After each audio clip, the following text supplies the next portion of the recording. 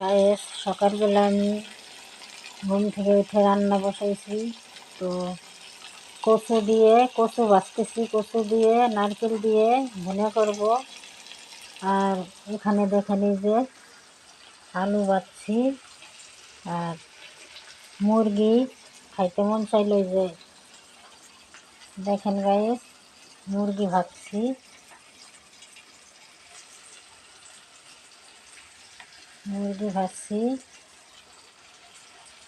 এগুলো আমি আমার পার্লারে নিয়ে যাব,